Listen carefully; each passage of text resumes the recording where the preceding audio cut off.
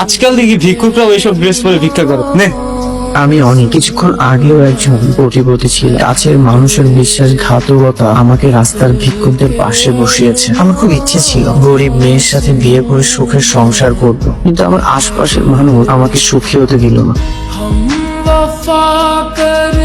কালকে এতবার করে কল করা আজকে আবার চলে নির্লজ্জ বেহায়া। হ্যাঁ, আমি নির্লজ্জ। আমার চাচা চাচি আমার সাথে এত বেইমানি করার পরেও আমি তাদেরকে মাফ করে দিয়েছিলাম। পরিশেষে আমার চাচা চাচি আমার বন্ধু রাতুলের সাথে যুক্ত হয়ে আমার সকল সম্পত্তি নিয়ে নিয়েছে। এর বিপরীতে আমাকে ভিখারির আলাদ ধরিয়ে দিয়েছে। ভুলটা আমার বন্ধু রাতুলকে আমি অতিরিক্ত বিশ্বাস করেছি, আর এই অতিরিক্ত বিশ্বাসে আমার জীবনের কাল হয়ে দাঁড়িয়েছে। তুমি এগুলো কি কইতেছো? ভালো মতো কও তো।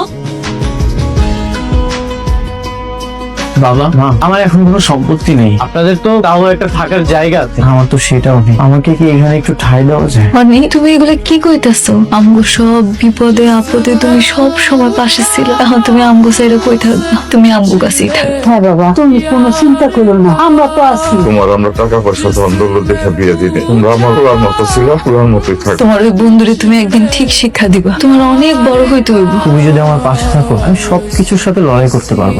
আপনারা মানে এটা কেমন ধরনের বিয়ে? তুমি তোমার মালিককে চিনতে পারছো না? মালিককে চিনবো না কেন? মালিককে তো আমরা চিনি। আপনারা কেন এসেছেন? এখন থেকে রোজ আমি রেস্টুরেন্টে আসবো, আমি এখন থেকে দেখাশোনা করবো। একটা রাস্তার ফকির নাকি রেস্টুরেন্ট দেখাশোনা করবে? হাস্যকর। এই রেস্টুরেন্টের দাম জানেন? কি বললি তুই? সাবধান অনেক।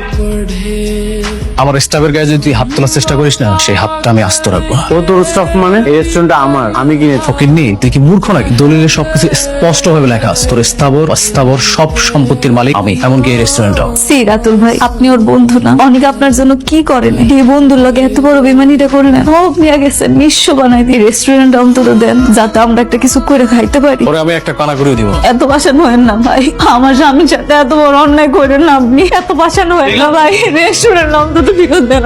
এগুলো কি করতেছো? পা কেন ধরতেছো? লাগবে না আমার রেস্টুরেন্ট। তুই তো ভালোই বিজনেসম্যান রে, নিজে না পেরে তোর বউরে লাগাই দিছিস কাকতি মিনতি করতে। না শোন, একটা কাজ কর, তোর স্বামী স্ত্রী বাহিরে গিয়ে রাজমিস্ত্রি কাজ কর। আর যদি সেটা না পারিস, তাহলে তোর বউরে দিয়ে অন্য কোনো একটা ধান্দা করতে পারি।